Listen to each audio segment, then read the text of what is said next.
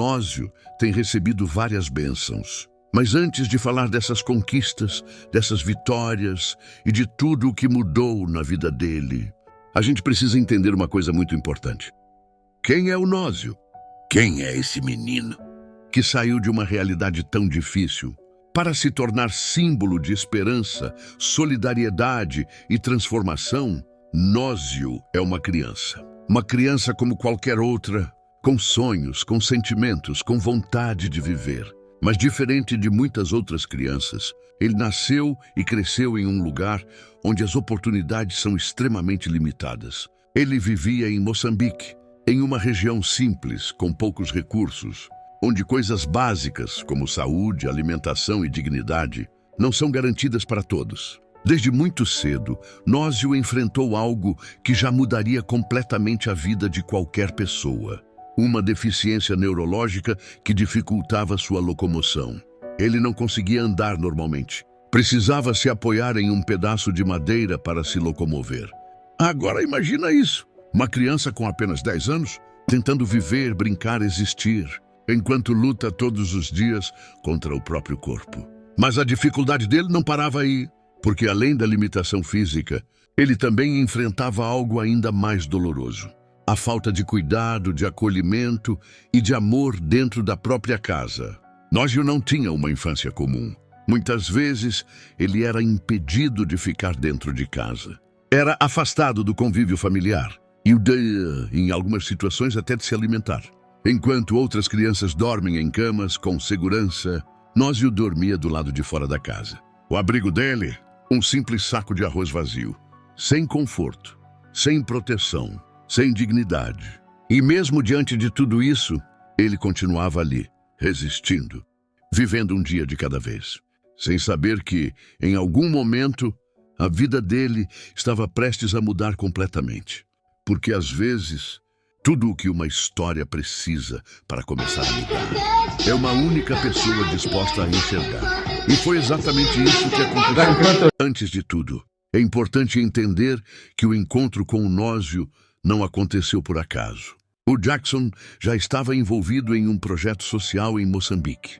Um projeto que buscava ajudar comunidades carentes, levando apoio, visibilidade e até tentando resolver problemas básicos, como o acesso à água. Ou seja, ele já estava ali com um propósito. Já existia nele essa vontade de ajudar, de fazer diferença, de olhar para quem muitas vezes é esquecido. Mas mesmo dentro desse cenário, ele não imaginava que encontraria uma história como a do Nósio.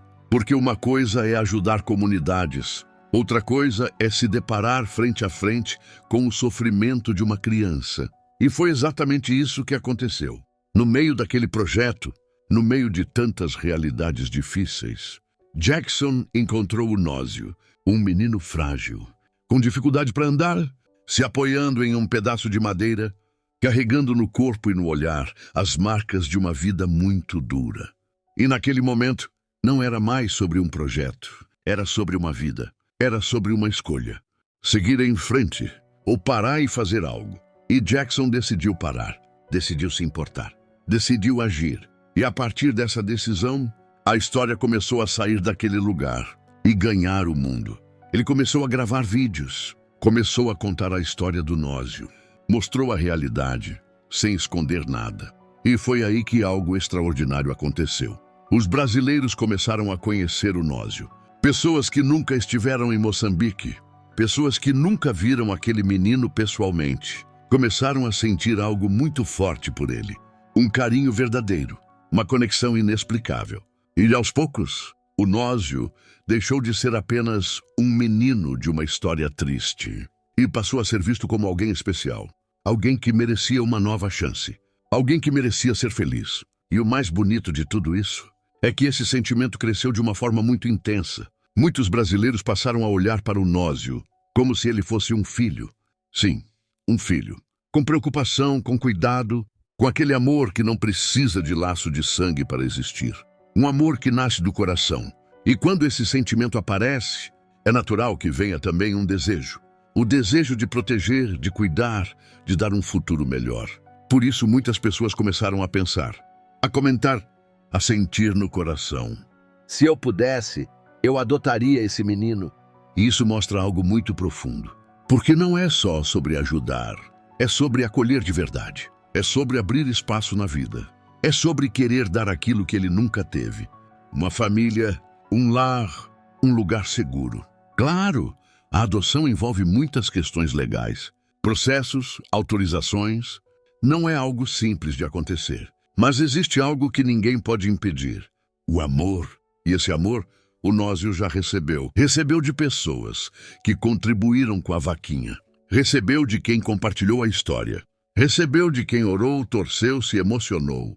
Recebeu de um país inteiro que, mesmo distante, decidiu abraçar aquele menino. E, de certa forma, mesmo sem papel assinado, o Nósio já foi adotado no coração de muitos brasileiros. Ele deixou de ser sozinho. Passou a ser amado. Passou a ser cuidado. Passou a ser lembrado. E esse amor foi o que abriu portas. Foi o que trouxe oportunidades. Foi o que começou a transformar completamente a vida dele. Mas ainda havia um grande desafio pela frente. Algo que exigia mais do que carinho. Exigia ação, coragem e muita união. E é isso que a gente vai ver na próxima parte. E conforme a história do Nósio foi se espalhando, conforme mais pessoas foram conhecendo a realidade dele, algo começou a crescer no coração de muita gente. Não era mais só vontade de ajudar com dinheiro. Não era mais só compartilhar vídeos. Era algo mais profundo, mais forte, mais transformador. As pessoas começaram a se perguntar, e se ele tivesse um lar de verdade? Porque até então, o que o Nósio conhecia como casa não era um lugar de proteção. Não era um lugar de acolhimento. Não era um lugar onde ele pudesse se sentir seguro. Muito pelo contrário. Era um ambiente onde ele era rejeitado. Onde muitas vezes não podia nem entrar. Onde faltava carinho, cuidado e dignidade. E quando as pessoas perceberam isso, o sentimento mudou.